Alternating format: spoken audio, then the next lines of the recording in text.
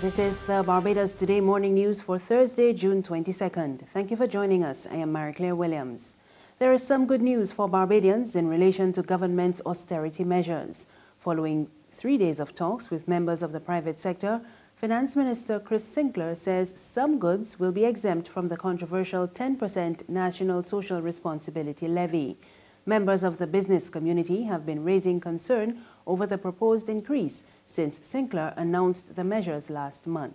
The NSRL will be exempted from the basic basket of VAT items that we currently have under the VAT Act. The staff will prepare the requisite cabinet paper to give effect to that. So those basic items, there are probably about 300 of them now that are in there, basic food items and stuff that people use, and other items, because it goes beyond food items, will not attract the NSRL. So in the supermarkets and in the regular shops, ordinary Barbadians should not be affected by that. But of course, that still has to be approved by the cabinet, but I don't think anybody would object to that particular proposal.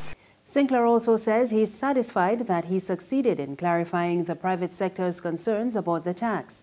But following talks with members of the Barbados Hotel and Tourism Association yesterday, Sinckler said the July 1st implementation date remains and there will be no changes. Sinckler again defended the taxes, which are set to take effect shortly.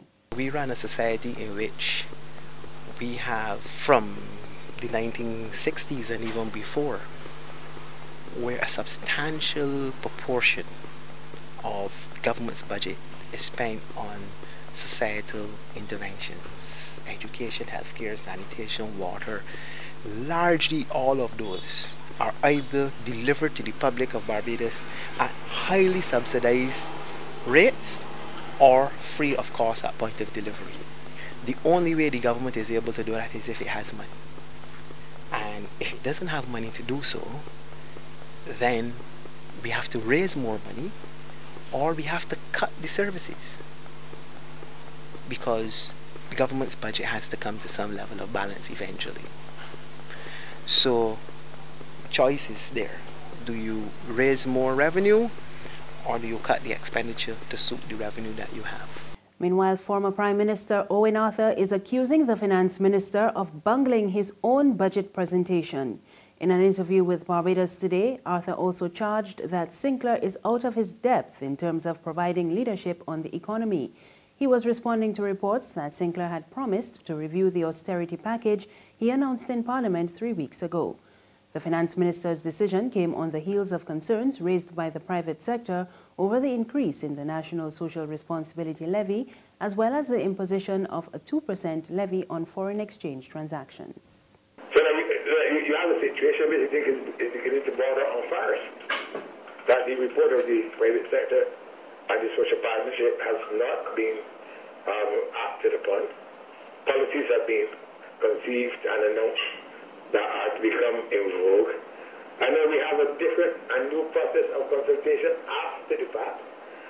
All it is supposed to do is to generate that complete aura of uncertainty, which is the only thing that you don't want to have at a time of great economic peril.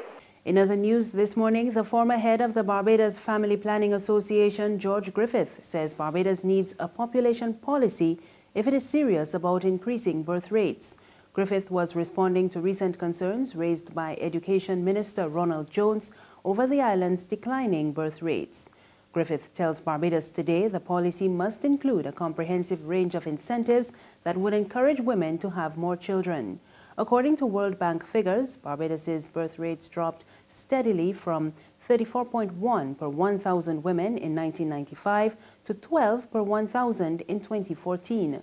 Griffith says young women are dismissing Jones's call because they are concerned about being unable to care for their children in these tough economic times. There's regional and international news after this short break. Good morning, Phillips & Company, may I help? Oh, certainly. One moment, please. Miss Phillips? Yeah? There's a lady on the line from the Nation newspaper who would like to speak with you. The Nation? Wish she go on? Well, they're trying to sell us some ads. Look, don't make me laugh this morning. Ads in the nation? They're real expensive, and for what here, nobody ain't buying them papers no more. Nobody ain't want to steal news.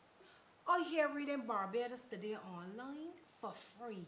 So I tell she thanks for calling, but no thanks. We just advertising Barbados Today, families. Tell she is Barbados Today all the way. Okay, I'll pass on the message. Mom, are you still there? Oh, she put it down.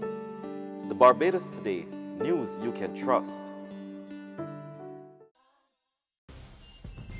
Thank you for staying with us. We're back now with news from the region.